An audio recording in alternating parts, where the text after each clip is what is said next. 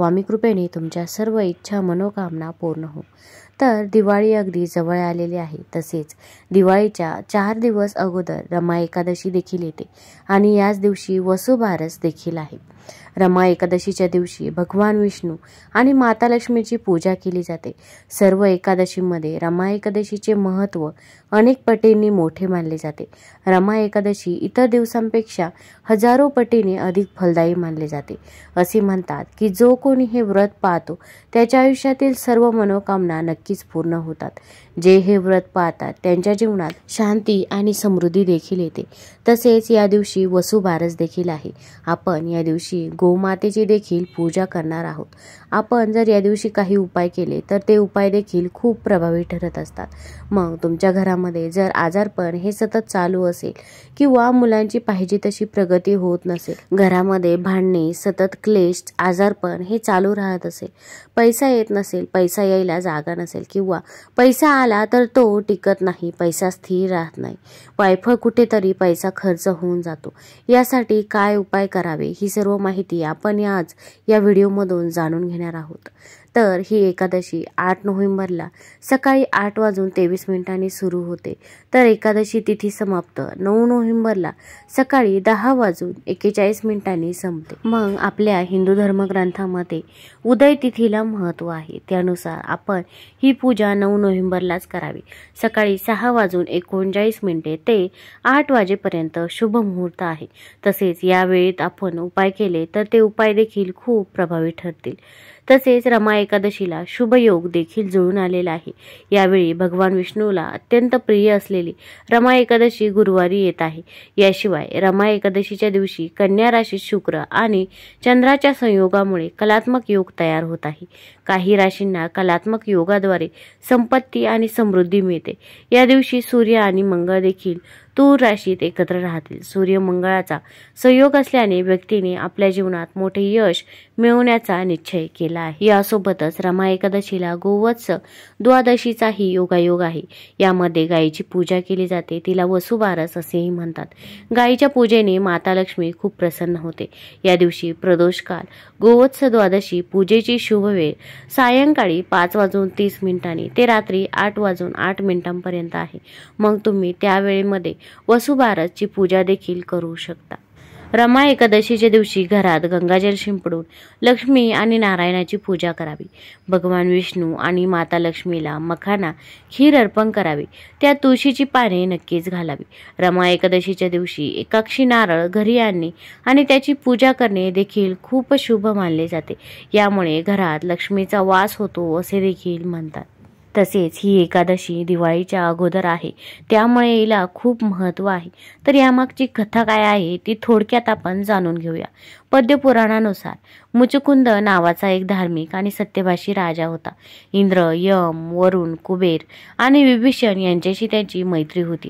त्यांना चंद्रभागा नावाची मुलगी होती, ज्याचा विवाह राजा चंद्रसेनचा मुलगा शोभन याच्याशी झाला होता। एके दिवशी शोभन सासरी आला। त्या दिवशी एकादशी असल्याने शोभनने उपवास करण्याचे ठरवले। मात्र शोभनला पत्नीकडून असा उपाय जाणून घ्यायचा होता जेणेकरून व्रत पूर्ण होईल आणि कोणताही त्रास होणार नाही। मात्र यावर उपाय सापडला नाही। अखेर शोभनने व्रत करण्याचे ठरवले, परंतु तो भूक आणि तहान सहन करू शकला नाही आणि त्याचा मृत्यू झाला। मृत्यूनंतर रमा एकादशीच्या व्रताच्या प्रभावामुळे शोभनला मंदाराचल पर्वताच्या शिखरावर एक चांगले देवनगर मिळाले। तिथे खूप सुख होते। एके दिवशी मुचकुंद राजा मंदाराचल पर्वतावर आला तेव्हा त्याला जावयाचे वैभव दिसले। तो आपल्या नगरीत परतल्यानंतर त्याने ही गोष्ट चंद्रभागेला सांगितले। हे ऐकून तिला खूप आनंद झाला आणि ती पतीकडे गेली। तिच्या भक्तीमुळे आणि रमा एकादशीच्या प्रभावामुळे ती शोभनसोबत आनंदाने राहू लागली, अशी कथा आपल्या पद्मपुराणामध्ये सांगितली आहे। तर या एकादशीच्या दिवशी आपण कोणते उपाय करावे? तर या दिवशी आपण सकाळीच लवकरच उठावे। अगदी ब्रह्ममुहूर्तावरती उठले तरी पण चालेल। या दिवशी आपण आंघोळ करताना आंघोळीमध्ये 2 थेंब गंगाजल हे आवर्जून टाकायचे आहे आणि जर तुमच्याकडे गंगाजल नसेल तर अंघोळीच्या पाण्याकडे बघत गंगा नदीचे स्मरण करायचे आहे आणि हर हर गंगे म्हणत अंघोळ करायची आहे. यामुळे गंगा नदीमध्ये स्नान केल्याचे पुण्य मिळते. जर आपण अशा पाण्याने अंघोळ केली तर आपले आजारपण हे दूर होतात. तसेच आपल्यामध्ये जी काही नकारात्मक ऊर्जा आहे ती देखील दूर होते. तसेच आपल्या शरीरात यामुळे सकारात्मक ऊर्जा ही संचारत असते. मग घरातील अगदी छोटे बाळ असो किंवा वृद्ध व्यक्ती असो त्यांच्या देखील अंघोळीच्या पाण्यामध्ये तुम्ही 2 थेंब गंगाजल हे आवर्जून टाकावे. तसेच या एकादशीच्या दिवशी वसुबारस देखील आहे. मग तुम्ही दोन्ही पण पूजा एकत्र मांडल्या तरी पण चालेल. एकादशीला प्रभू विष्णूंना केशर कालवलेल्या दुधाने अभिषेक करावे आणि प्रत्येक मनोकामना देखील पूर्ण होते असे म्हणतात. तसेच धनवृद्धीसाठी विष्णू मंदिरात खीर किंवा पांढऱ्या मिठाईचे नैवेद्य दाखवावे. नैवेद्यात तुळस असावी, याने विष्णू प्रसन्न होतात. पण या एकादशीच्या दिवशी आपण तुळशीची पाने ही तोडू नये. मग तुम्ही खाली पडलेली तुळशीची पाने देखील नैवेद्यासाठी घेऊ शकता किंवा तुम्ही अगोदरच्या दिवशी तुळशीची पाने ही तोडू शकता, कारण की या दिवशी तुळशी मातेचा देखील उपवास असतो असे म्हणतात. जर आपण पाने तोडली तर उपवास भंग होतो, म्हणून अशा वेळेस तुम्ही तुळशीची पाने तोडू नका. खाली पडलेली तुळशीची पाने स्वच्छ धुवून घेतली तरी पण चालतील. या दिवशी विष्णू मंदिरात नारळ आणि बदाम अर्पित करावे. याने कामातील अडथळे देखील दूर होतात. तसेच या दिवशी आपण जेव्हा पूजा करणार आहोत तेव्हा पिवळे कपडे हे धारण करावे. तसेच पिवळे फळ आणि पिवळे धान्य विष्णूंना अर्पित करावे. मग तुम्ही केळी देखील अर्पित करू शकता. तुम्ही मंदिरामध्ये जाऊन या दिवशी केळी दान करू शकता, कारण की पिवळ्या वस्तू या दिवशी जर दान केल्या तर त्याचे पुण्य हे आपल्याला मिळत असते. तसेच जर आपण ही केळी गरजू व्यक्तींना जर दान केली की ज्याला खरंच गरज आहे अशा व्यक्तीला जर दान केली तर त्याचे पुण्य आपल्याला अधिक पटीने मिळत असते. एकादशीच्या दिवशी आपल्याला संध्याकाळी तुळशी मातेसमोर शुद्ध गाईच्या तुपाचा दिवा देखील लावायचा आहे. तसेच दिवा लावताना आपण त्यामध्ये चिमूटभर हळद देखील टाकायची आहे. हळद ही माता लक्ष्मीला आकर्षित करत असते, त्यामुळे आपण हळद ही आवर्जून टाकावी.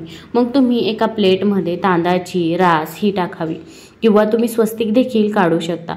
मग त्यावरती आपल्याला हा दिवा ठेवायचा आहे. मग तुम्ही 9मुखी दिवा देखील बनवू शकता. मग हा दिवा घेताना कणकेचा दिवा घेतला तरी चालेल किंवा मातीचा दिवा घेतला तरी पण चालेल, पण तो दिवा 9मुखी घ्यावा. आपल्या मुलांच्या प्रगतीसाठी तसेच मुलांना प्रत्येक कामात यश यावं यासाठी आपल्याला हा दिवा लावायचा आहे. आपण तिथे तुळशी मातेसमोर हा दिवा ठेवायचा आहे. मग तुम्ही त्या प्लेटमध्येच दिवा ठेवू शकता किंवा दुसरे काहीतरी खाली ठेवू शकता, पण तुम्ही तसाच दिवा खाली ठेवू नका. त्या दिव्याच्या खाली तांदळाची रास देखील आवर्जून टाकायची आहे. त्यानंतर आपण दिव्याला देखील हळदी कुंकू हे अर्पण करून घ्यायचं आहे. त्यानंतर तो दिवा तुळशी मातेसमोर ठेवायचा आहे. नंतर आपण ओम नमो भगवते वासुदेवाय नमः, ओम नमो भगवते वासुदेवाय नमः या मंत्राचा जास्तीत जास्त वेळा जप करायचा आहे. तुम्हाला जेवढ्या वेळा शक्य होईल तेवढ्या वेळा या मंत्राचा जप करावा. आणि मग तुमची इच्छा काय आहे, मनोकामना आहे, मुलांच्या ज्या काही अडचणी असतील त्या तुम्ही तुळशी मातेला सांगाव्या. बघा, तुमच्या इच्छा मनोकामना या लवकरच पूर्ण होतील. तसेच मुलांना यश देखील मिळेल. या दिवशी दक्षिणावर्ती शंखामध्ये पाणी भरून भगवान श्री विष्णूंचा अभिषेक केला तर त्याचे फळ आपल्याला मिळत असते. असे केल्याने धनवृद्धीचा आशीर्वाद प्राप्त होतो असे देखील म्हणतात. कर्जापासून मुक्तीसाठी या दिवशी पिंपळाच्या झाडाला पाणी हे आवर्जून घालावे आणि संध्याकाळी पिंपळाच्या झाडाखाली देखील दिवा हा लावावा.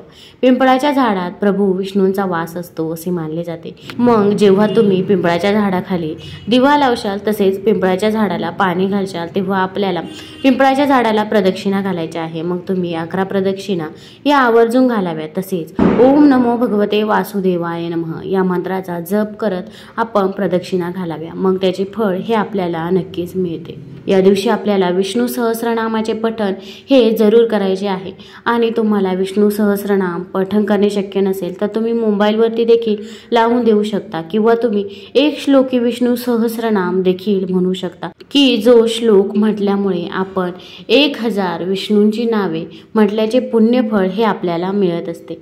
एकादशीच्या दिवशी भगवान विष्णूंची पूजा करताना काही पैसे फोटोसमोर ठेवावे. पूजेनंतर ते पैसे आपल्या पर्समध्ये ठेवावे. याने धन लाभ होण्याची शक्यता ही जास्त असते. तुम्हाला हा व्हिडिओ आवडला असेल तर चॅनलला लाईक करा, सबस्क्राईब करा. धन्यवाद.